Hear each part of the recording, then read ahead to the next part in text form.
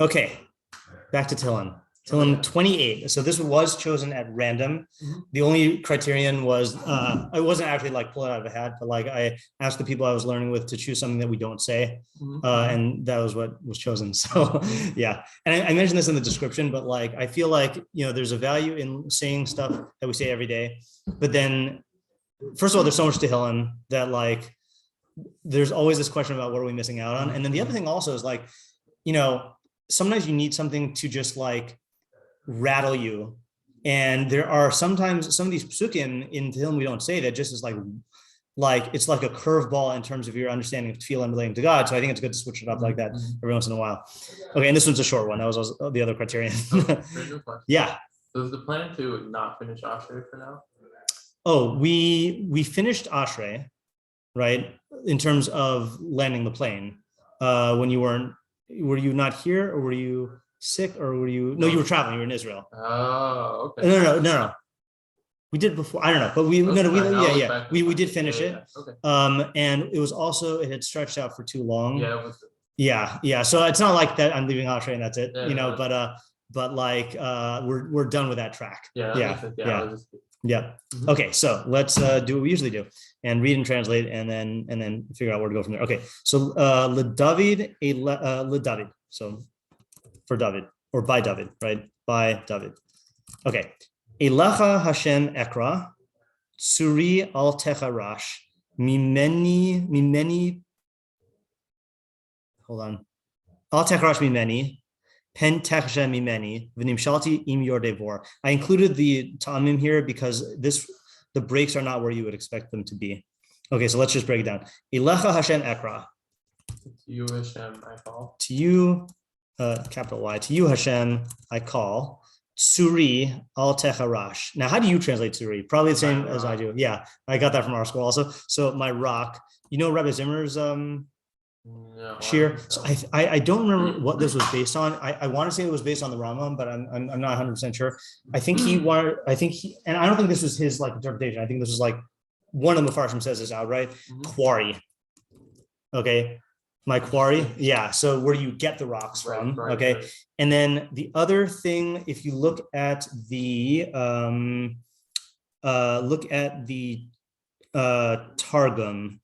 Or you could look up here. Targum takifi, which means my strength. And then the Metzudas Tzion also says tsuri inyan lomer chazki, my strength. Okay, so I don't know why they're translating. I don't know if they do that all the time, but we'll say it here just because they both say it. Okay, al techarash mimeni. Don't be silent. Yeah. Okay. Good. So that's how I would translate it. Not be silent.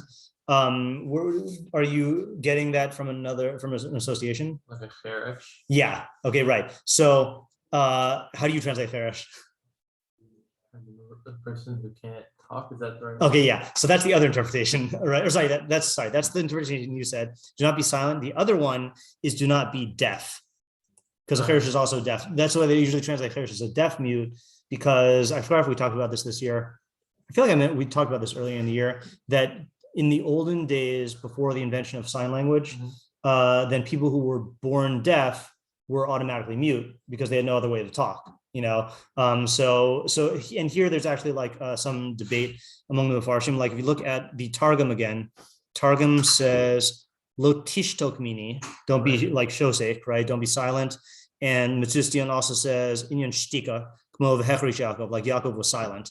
Or es lachashos, which is the opposite. This is in the psukim, a time for this and a time for that. So there's an es lachashos, the es ladaber. So it's the opposite of speaking. Okay, so do not be silent, mimeni. Okay, which I think here you have to translate as to me, right? Yeah. Not from me. Pen techashe mimeni, lest you now techashe, even though it looks like something different. Let's see if Metzudas also says, yeah. So Metzudas says techashe and tekarash are the same thing. Okay, and same thing with the Targum. Targum translated it as lo tishtok mini, that's techarash, and then lo techashe, he translates it as dil lo tishtok mimeni. Okay, so I'm just gonna assume that it is the same, just like they do. Hold on, let me close this here. Lest you, this is gonna be a weird sentence. Lest you be silent or deaf to me, v'nimshalti im yorde vor. So this is nimshalti from mashal. Yeah, and I be likened to. I'm going to say to instead of with, even though it says with.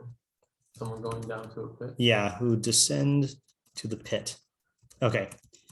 Shema kol tachanunai b'shavi elecha b'nasi yadai el devir kachacha. Listen to the sound, the voice of my supplications, I guess. Yep, listen to the voice of my supplication.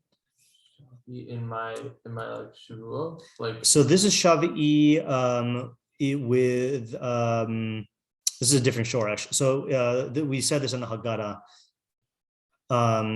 It's really from a pasuk. V'ta'al shav asam el ha'elokim min ha'avodah. So it's another word for outcry. Okay, or for Tefilah. Let me just see the Targum says kabel yas ba'usi, accept my request b'mitzalgi levasach, when I pray to you. Okay, and then Mitzvah Zion says b'shavi is bezaki, is zaka. So when I, let's say, listen to the voice of my supplication when I cry out to you in Tefilah, let's just say, okay? That way we get both connotations. Benasi yadai el devir kachacha. When I...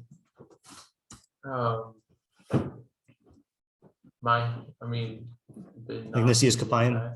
Or not, it's not kapayim. Yeah, when I lift my hands in... yeah. Words of your... Oh, hold on just a second. So lift my hands means Tefilah, right? So that's a thing like it, the Targum even translates it that way. Also, he says, "Kat efros yadai bitzalo." When I lift my hand, when I spread my hands in prayer. Okay. When I spread my hands in Tefilah. Okay. So devir to the devir kachacha. So devir. Is, if you look at, who says this, interesting, that's weird, I didn't see this. The Sadigon translates this as duchan. Okay, this is the most plain shot, I think. Devir kachach is heichal kuchach, is the sanctuary of your holiness. Okay, to the sanctuary, or to your holy sanctuary, to your, it says kachach, right? Yeah, your holy sanctuary. I think there are a couple of people who say other things, but they're all like more or less the same thing. Ibn Ezra says devir, al makom ha'aron yikaru devir. So the place of the aron, and then Radak says bais shahaya sham ha'aron kisham ha'kavod. Kind of puts all of them together to the temple where the aron is, because that's where the kavod is. That's where the divine glory is. Beis HaMikdash, yeah. And if it's anywhere in the Beis HaMikdash, it seems to be the Kodesh HaKodashim, because that's what everyone's talking about here. Yeah. So I think I actually am going to make this statement now because I don't think anyone really talks about this. In fact, it's possible we saw this last year, that we say this in, the perek of Tehilim everyone says, which one? Chaf. The David Yancha Hashem B'Yom Tzar Yisrael Hashem Yishlach Ezracha Mikodesh Umitzion Yisadecha. Send forth your help from the Kodesh. So I think we learned that last year, and I think we said some idea there that like that's where the Shekhinah is depicted as being. So we say that's what you face when you daven, right? So that's just where we say that the help is coming from. Yeah, so there might be an idea there, but it's we don't have to treat it as anything like it's not something that's out of the ordinary here. I think it's a common thing. Okay, same thing with, hold on. I mean, it's not the exact same thing, but Vayhi bin Esau ha'aron v'yomer Moshe,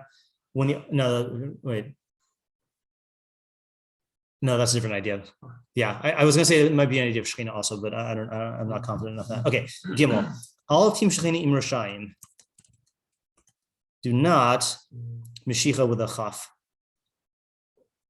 Like, prepare me, I guess. So this is Meshicha is to pull. Yeah. So do not allow me, don't let me be drawn with the wicked, with evil. I'll just say with Rashayim. Okay. Rashayim. Yeah. V'im pole avin Dovre v'im pole avin. This is why. Yeah, v'im pole avin dovre shalom imreihim, and with workers of evil. Workers of iniquity, who I think you have to add in the words here, who speak peace with their friends. Right. V'ra'a bilvavam. And have wicked in their hearts. And have evil in their hearts. Okay. 4. Ten lahem kafalam. Give to them their double. So this is like the same word as Paul. Paul Alvin. Like their work. Yeah, in accordance with their you know what? I'm gonna actually change this here with doers of iniquity. I think doer is a more vague or a more general conversation here. With their deeds. That way I can do deeds here also. Ukuroa ma'alalehem, and in accordance with the evil of their ma'alalimar. It's a weird word. It's also deeds or actions. Okay, their actions. Kama'ase yadehem tain lahem. According to the work of their hands give to them. Their hands give to them. Hashev gemulam lahem. Give them their retribution. Yep, no redundancy there. Okay. Ki lo yavinu. Oh, I guess this is part of the same sentence. Ki lo yavinu el pu'ulos Hashem. They don't understand the actions of Hashem. They don't understand the actions of Hashem. The el Masiyadav, and his handiwork. His handiwork. Okay. Yeher Seim v'lo yivneim. Destroy them and don't build them. And don't build them. No, yeah. I was right about destroy. Yeah, that's good. And technically speaking, this is saying they will be destroyed. Actually, you know what? I'm going to reflect this in the thing. May they be destroyed, because it's actually not in the command form and not rebuilt. Yeah. It's either in the command form or the future. Okay. Baruch Hashem. Blessed is Hashem. Ki shama kol tachanunai. He hears the voice of my Shama. Past tense. Or he heard. He heard right. the voice of my supplication. Arushem uzi umagini. Hashem is my strength and my shield. My strength and my shield. Bo batach libi. In him, my heart is secure. My heart was secure. V'ne'ezarti. And he saved me. Yeah, I think I was saved. Or I was helped. V'ya'alos libi. And now I don't know why this is in the future, but I'm going to continue it with the past tense because that's how everything else has been. Oh, actually, I'm not sure. Maybe this one, I'm not sure which way this goes, but like this is from Aliza. Yeah. And my heart rejoiced, umishiri ahodenu, and I will thank him. Now, a lot of the Mefarshim, so the Mefarshim are puzzled by the mem here. So literally be from my song, but that doesn't really flow grammatically. I would thank him either with my song or alternatively greater than with more than my song.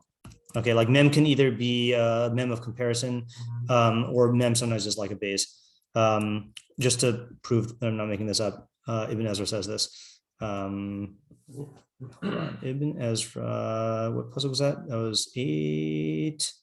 Yeah, okay. Ibn Ezra here says, Kamo Bishiri or Bishirai. Hafech, okay, then Brooklyn's proof. Then he says, Amar Ravi Moshe HaKohen, Yoser Mizeh Hashir, more than this song. So you know what, actually more than my song. Okay. All right, then we get to 8. Hashem owes Lamo. So Lamo I always have to look that one up. So glad you mentioned that. I brought this just in case. Yeah, I didn't mean just in case. I actually meant to put this up here. So actually, I'll read this first, and then we'll translate this our way. So Hashem is a strength to them. Umaos Yeshuos Mashichohu. Maos also has to do with strength? Yeah, also strength. And let me just see if the Nusistion explains what that means. Hashem Uzi Umaozi. I think that's a pasuk we say sometimes. No, he doesn't explain what that is. Yeah, okay, fine. So and I'm just gonna say strength for now. A strength. Umaos Yeshuos Mashichohu. The strength of salvations is his anointed. Yeah, and a strength of salvations. Yeah. See, you translated it literally. His anointed one is the strength of salvation. Yeah, I feel like it should say to his anointed or for his anointed, but there is nothing that says that there. So I'm going to go ahead with the literal translation. I think because it says who, it's like the shevach who is, what the thing. But it's weird. It'd be weird to say that in the first half of the pasuk that Hashem is the strength, and the second one to say that his Mashiach is the strength. It is weird. Yeah. Okay. No, that's fine. Yeah. We'll keep it literally. Hoshia esamecha. Save your nation. Save your nation. Oops. Hold on. Uvarach esnacha. We do say this pasuk sometimes. Yeah. We sing this passage. Yeah. And bless your inheritance. Yep. Your inheritance. Yeah, I think inheritance is fine. Uraim v'naseim adol ha'olam. I think I've never, when we've saying this, I don't think I've ever really thought about Re'im. Is it like exalt? No, I think that's what I think it is. I think I associate with like Ram v'nisa, but it's Re'im from like Ro'eh or Mir'eh. So and shepherd them. Yeah. So save your nation and bless your inheritance and shepherd them. And then this one's exalt. Yeah. But I think that's also why I think it's exalt, because Nasem I know means exalt, and exalt them forever. Okay, so let me just read you this little gem of an altar here. This is classic altar. You'll see why. I meant to put this on the screen, but I forgot to take a picture of it. So he says, okay, well, first of all, fine. So he says, so he translates it as the way that you instinctively did, or which is Hashem is his people's strength. Okay, so he notes, he says the Masoretic text, meaning that's ours, reads the Lord is their strength, which is puzzling because there is no obvious antecedent to there, right? Who would the there be referring to? But the Septuagint, the Psifta, the Pshita, I don't know what the Pshita is, and some manuscripts show his people's strength. In consonantal Hebrew, this is a difference of just one letter, an added ayin that an ancient scribe might easily have dropped in copying. This reading then makes a neat parallelism with the second verset. So he's trying to say it's amo because that also would fit in with amo here. But here's the thing, like, okay, fine, the Septuagint says it, whatever, and I don't know what this pshita is, but like, don't you think that the Bale Masora would know that like this, like they see that they know grammar, they know the problem is like Lamo doesn't have an antecedent, right? But they kept it. Like, I mean, it's just like he's very, very quick to like just to do away with the with the text. And in fact, just a sneak peek. Actually, there's not a sneak peek for you because I don't think you're going to see the shiur. I got to show you though, because while we're talking about altar. So in next Monday's Mishlei shiur. So the pasuk says, "Rasha osef ulas shaker v'zorea tzedakah secher emes." Okay, and the wicked person does an act of falsehood, and one who sows righteousness, true reward. Okay, Cain tzedakah l'chaim u'muradif ra lamoso. So how do you translate Cain? So too, right? So too, tzedakah for life, and muradif ra for and one who pursues evil for death. And then the other ways people say it is Cain, like where when Joseph's brothers are trying to defend themselves when he thinks they're spies, and they say Caini manachnu, means we are truth tellers. So like it's parallel to emes. Okay, so check out what altar does here. He translates it as a righteous son. Okay, why? It says the Masoretic text reads ken tzedakah, thus righteousness, which doesn't make much sense and produces a poor parallelism with the second verse in a series of proverbs where the parallelism is usually neat, even pat. This translation adopts a reading shown in some Hebrew manuscripts as well as the Septuagint and Syriac Ben Tzedakah. Yeah. So he's just very, very quick to say, well, this doesn't make sense. So I'm going to go against the Bali Masora, Yeah. Again, that's the difference between us and academics. Yeah. Okay. Not to say that we also don't care about different variants in manuscripts. We're just not quick to throw away the Bali Masora. Okay. So I think usually, we kind of like reserve the not PowerPoint, the pivot point question for later. I think it's fairly obvious here. You tell me. Okay.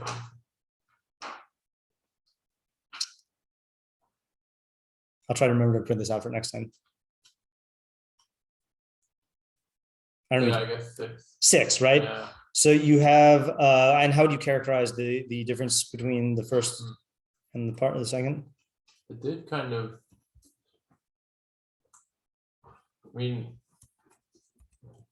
there are kind of 2 things going on in the first half. Yeah. One is like, Hashem, please like accept my supplications. Yeah. And the other thing is like, Hashem, do justice with evil people. Yeah. Which I guess maybe they're similar, but also they're a little bit different. Like right. Those are both in the first half. Yeah, those are definitely 2 themes. Yeah. Second half is praising Hashem. Well, what made you? Okay, so but when you, is that what you thought of when you said, well, it must be 6, or okay, yeah. So I had a much simpler thing. Okay, yeah. First half he's asking for stuff, and then after 6 it already happened, and he's thanking Hashem. Yeah. And in fact, I think he even uses actually, hold on. Is this an example? Yeah. So, one of the other things here that I want to point out, I'm actually not going to highlight the Hebrew because I'm not going to highlight it like this, because in this one, there are a surprising amount of parallelisms. Okay. Even if we don't include the altars thing. So for example, I think this is another clue to me. Here he says, Shema kol takanunai, listen to the voice of my supplication. And here he says, Shema kol takanunai. And here he says, Baruch Hashem, ki shama kol takanunai. Right? So the first half was the kol takanunai. Second half is saying Hashem is blessed because he responded to the kol takanunai. Yeah. Okay. So what are the other questions or observations here? Here, let me make the whole screen. Actually, can we fit it more if we do horizontal? Yeah, slightly. Okay, yeah. I guess I'm curious what the first pasuk has to do with the rest of it. Yeah. Well, and what is the first pasuk? Right. So which part of the first pasuk is not consistent with the rest of it to you? Well, when he's saying he'll be like those who descend to the pit, yeah, it's like a different tone and like weird and like doesn't really fit with everything else he was saying. Yeah. Okay. When he said, "Do not be silent to me, lest you be silent to me," that doesn't make sense. Yeah. Yeah. Yeah. Okay. So let's get the questions here. Okay. Questions and problems. Okay. So let's say let's just do these in order here. Look, Aleph. What is he saying in the second half? Yeah. What is he saying in the second half? Right. What is I guess, what is the mashal of your Debor, right? What's with the al techarash pen techasheh, right? Al techarash pen techasheh. Yeah. Also, this is another question. Oh, sure. Hold on a second. Then I have to put your first question of what is the idea of shiur? Of shiur here, and then what is the relationship between the two halves? And by the way, Ibn Ezra says something which I don't understand. He says, oh, you want, actually, I'm going to go with Al Torah Ibn Ezra because it's right here. He says, maybe just a little bigger.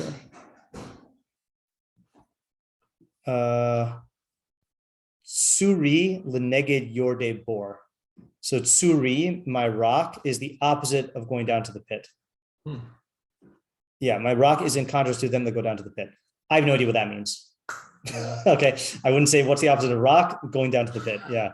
All right, what was your other question? Okay, so it seems to be like a weird flow because we go like 1 and 2, sort of David is asking Hashem to like be there with him. Yeah. And like listen to his supplications. Like I would have thought that's related to what he's talking about in perek 1. Yeah. But then 3 is like a whole new thing. Like don't let me go be drawn Right. with Rishaim, and then he starts talking about the Rishaim. Okay. So like what is the flow in the first half, and specifically like why does he switch from Hashem accepting his Tefilos to Hashem asking Hashem to protect him from Rishaim? Okay, good. All right. So what is the flow from Aleph through Beis to Gimel through Hey, right?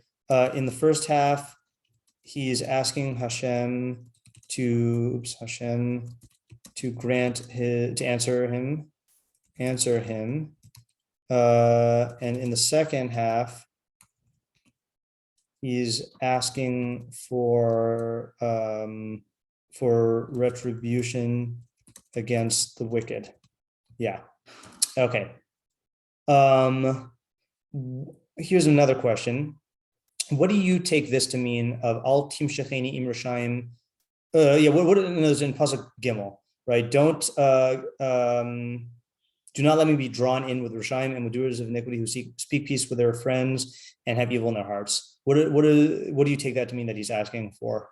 Don't let me become like them. Like don't let me become part of their group. Right. Like so that's one interpretation, I would say. So let's say this is pasuk Gimel. Wait, was that pasuk Gimel? Yeah. What is okay? Yeah. What is he asking for? Asking for. So not to become like the Rishaim. Yeah. What's the other one? Don't reject my Tefilos like the Rishaim. Oh, that's interesting. Don't reject me like the Rishaim, I guess. Okay, that's interesting. So what would the drawn in with them mean there? I don't know. I guess I can't really answer without putting a lot into it. Yeah, right. Because I think I guess I would say like they go down to the pit. Maybe if Hashem doesn't help. Okay, I see. He'll go down to the pit. All right, I see. So don't not to become like the Rishaim, either in general or because they would be rejected by him.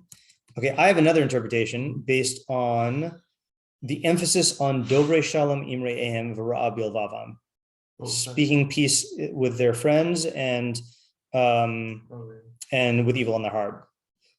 And if you think about like someone who's like in David Melch's position, I think like what he might be worried about, then I think that presents another he might be in a position to do something like that. So that I think that would fit in with what you're saying, which is that there's a great temptation for him to become like these people, because any political leader is going to be tempted to like smooth talk people or to like say things, for like political reasons that they don't actually mean. I was thinking what it means is when you're in a position of power, everyone's trying to do this with you. And if these are Rishaim and they speak peacefully with David and then they stab him in the back, then he's going to be a victim of them. So don't let me be drawn in with them means don't let me be like taken in by them, so I'll say that, or not to be taken in by their duplicity and to suffer the harm of their and to become a victim of them, right? Become a victim of them. I think, yeah. I mean, that kind of makes sense as to why he's like praying for them to be like destroyed and given retribution, because I mean, even just practically, he doesn't want correct to be around to harm him. Yeah, correct. Yeah, that lends support to that interpretation. But by the way, the just so you see here, the Ibn Ezra takes a year away. I think maybe it wasn't Ibn Ezra. Maybe it was Mitzvahs David. Mitzvahs David. Yeah, Mitzvahs David says al tim shacheni lios imahim v'doma lahem b'kibul hagamul. Don't let me be drawn in to be with them and to be similar to them. That was it. To be similar to them in the receiving of punishment. Right. So yeah. So there's definitely a basis for that also. Okay. Other questions here. Oh, question. Okay. I don't know if this is going to bother you so much. When he says that they should be destroyed and not rebuilt, does anything bother you about that? I mean, other than that, it's repetitive. Oh yeah, we can ask about the repetition question. Well, you're the repetition. I guess I was just thinking if they're destroyed. We could be destroyed and rebuilt, right? Right. Yeah. Is it like, I don't know, nothing about that bothers me? Maybe like, should they have a chance to do teshuva? Yeah. So I think the place we know this from is from the Elah, but it's all over Sefer Yechezkel, which is Hashem does not want to destroy people, even the wicked. He just wants them to do tshuva. So why? And that is what we mean when we say Hashem is Rachum and Chanun and Erech Apayim, Rav Chesed. So why does David ask that the Rishayim be destroyed and not rebuilt? Shouldn't he ask for them to be rehabilitated, as we see from the Derech Hashem, e.g. in Ne'ilah and Sefer Yechezkel? Okay, yeah. I mean, maybe this is like a cop out or like a workaround kind of answer. Yeah. You could say like if they come back and do teshuva, they're not really like the same group, and they're not like the same people who were who like had evil in their hearts and theirs. But like, they're different people now. I don't know. Yeah. But then would he still? It also seems to be talking about like a category of people. Yeah. Like it doesn't seem to be talking about an individual. Right. Yeah. So I guess let's also ask that question, which is, who are these Rishayim? Yeah, that's a good question. Yeah. So pasuk, say psukim gimel through hey. Who are these Rishayim? And then another question, which we said here, as well, I mentioned this kind of as a sarcastic exclamation. What's up with the repetition? Mm-hmm. Repetition, right? It just 4 times. Tain lahem kafalam ukrom al alehem kamasi edehem tain lahem hashiv gumulam lahem. Yeah. My question is, what would it mean for them to be rebuilt? What would that look like? Right. So I was saying that rebuilt would be like rebuilt differently, like rehabilitated, like they become. No, but David's asking for them to not be rebuilt. Are you saying he's asking them to not be rehabilitated? Yeah. He's saying to Hashem, let them be destroyed and not be rebuilt. And with buildings, you're building them up again. With human beings, I assume it's or I was kind of thinking it meant like destroyed and not never come back like in the way that they are. Okay, so that could be right. It could just be that don't let them get power again. Mm-hmm. I don't know if that fully answers my question though. Yeah. Okay. Now to me, the biggest question, and when I say biggest question, is in terms of I feel intuitively that this is going to be like an important question. Pasuk 5. I know we were just talking the second half of Pasuk 5, but what strikes you as weird about Pasuk 5, or what question would you ask me? Not talking about their understanding of the Shem. Yeah, that does not seem to be what he was worried about in 3, right? So what is, let's just say it like this. Pasuk 5. What is the key doing, right? In other words, is it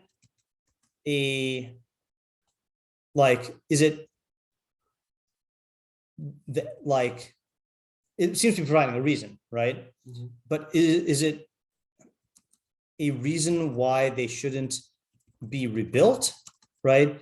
Is it like why they are doing what they're doing? Like, in other words, it's not clear, like the description of people who don't contemplate the work of Hashem does not really jive with people who are speaking duplicitously and trying to draw someone in. Like like let's say, for example, I don't know, Bnei Israel at the time of the Bayis Rishon, they were involved in Avodah Zarah and not contemplating Chachmas Hashem in the universe. Mm-hmm. That I would say is Kilo Yavinu El Pulas Hashem El Masayadav El Masayadav, or I would say the Jews in Bayesheni were engaged in sinas chinam and backstabbing and lying and stuff like that. Like those two don't automatically go together. Like I'll just say it doesn't seem to match the earlier description of the Rishaim to me. Yeah. Okay. All right. On to 6. Mm-hmm. So obviously there's the pivot question. Mm-hmm. Now, just for shot purposes here. Yeah. So I also don't know why Ibn Ezra says this. Ibn Ezra says, where is this?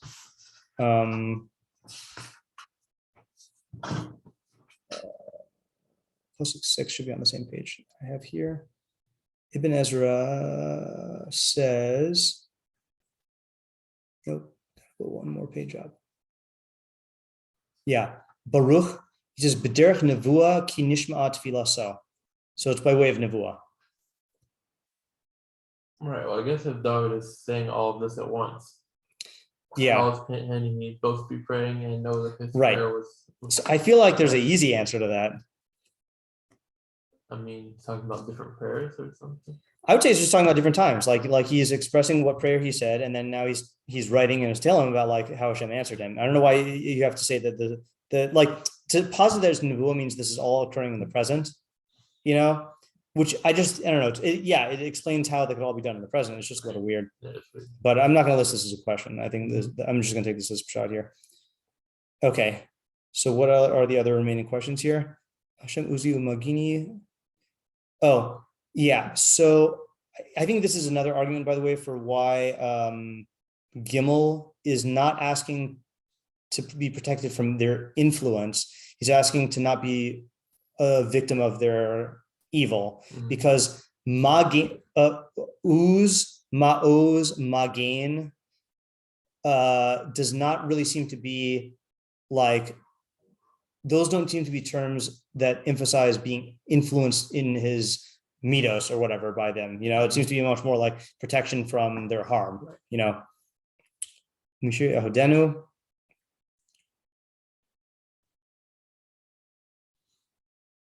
I mean, we could just ask the general question, what's the idea?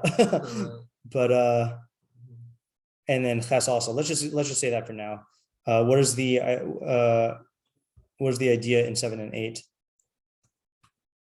Psukim 7 through 8. What is the idea in these particular shevachos? Yeah, it's a little repetitive also. Uzi, oz lamo, ma oz. Right. Yeah. Oh, by the way, that's another thing I want to draw attention to here. So there are not lots, but there are there are a number of like play on words here. So that was one of them. Uzi, let me just do this here. So we have Uzi, O's, sorry. No, this is not play on words. This is a parallelism, but then there's also plays on words. O's and then ma'o's. Okay. But if you notice, there's a lot of like poetic ne'ezar, right. Ya'alos, right? A lot of like similar sounding things here, right? And then there's also, I don't know if you noticed this seems to be much more substantive. You have pole oven. Oops, pole oven. It's too much. Okay. It's getting mixed up by the trope here. All right, whatever. Pole oven. We'll just do that for now. And kifa alam and lo yivinu es pu'ulas Hashem. So use the word Paul 3 times. You know, and similarly, the almase yadav, they don't contemplate. Right.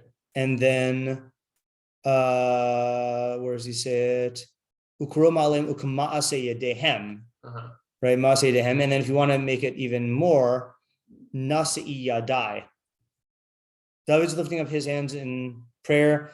They're doing maase yadehem for evil, and they're not contemplating Hashem's maase yadehem. You know. So again, these are not ideas; they're just like things to note here. I had some questions about like Zion and Ches. Yeah. I guess in Zion, he seems to be like, he makes a bunch of statements, but my question is like, what's the relationship between like saying like Hashem is my strength and my shield? Yeah. And then the next part, like my heart was secure and I was helped. Like, okay, yeah. And then the next part, you know, and then I rejoice. I mean, there seems to be a flow, but like, what is the flow between the parts of that pasuk? Seems to be packed with a lot of statements about Hashem. Yeah. Okay. So pasuk Zion. What is the flow / cause and effect relationship between what David did, and what Hashem did for him? Yeah. I'm gonna go ahead and convert Alter's. Alter says another thing. Hold on. Okay, so I'll read this. This is another reckless move on his part. So for the for also on 8, he says, the national political perspective of this entire line was not evident earlier in the poem. Either it is an editorially introduced ending drawn from a repertory of stock phrases used for codas, like for the endings, or the speaker imagines a seamless continuity between divine intervention to aid the individual and the nation. I mean, the second one sounds a lot more likely to me, you know, but it doesn't have to be either of those. No, it doesn't, right? It could just, So I mean, let's just convert that into a question. Yeah, I mean, it's a question, I guess. Like, why does he switch to the nation? Yeah. How does this pasuk, this statement about the nation, connect to the rest of the perek, which is about David? Yeah. Okay. Now I'm assuming, by the way, I'm not going to ask this. I'm assuming that Mashiach is David. Because David is often called the Mashiach. So Yeshua is Mashiach who. So that's that. Also another question about Dalid. What's up with the repetition? And then why is it necessary to ask Hashem to do justice? Right? Isn't Hashem going to do that anyway? Like, doesn't he do that anyway? Yeah. Okay. And then the major question is going to be also, what do we see from the pivot and how we unify the two halves? But I think this is good for now. Let's just see if there's any other questions we're missing here. I'm just skimming it one more time. I'm just going to try. I'll go ahead and ask this, even though I said we don't need to ask it. Which is, what was that in pasuk 2? Yeah, pasuk 2. Why emphasize the devir kachacha? Yeah. Okay. Altim shchein Yerushalayim and Valam ten lahem kvalam or kilo yavina el puloshim. Baruch Hashem ki shama kol tachanai. Hashem umag nazarti v'yelos libi mishmar yehodenu. Hashem ulam oslam mishmar smechel baruch nachlasach reim nasim analam. Okay. Wow. Also, actually, you know what? It is a little weird that he does go back to asking Hashem for stuff in the end, right? So I'm going to just note that here.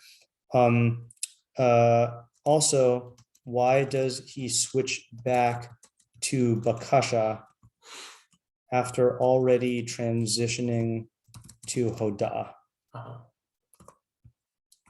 Hodaah.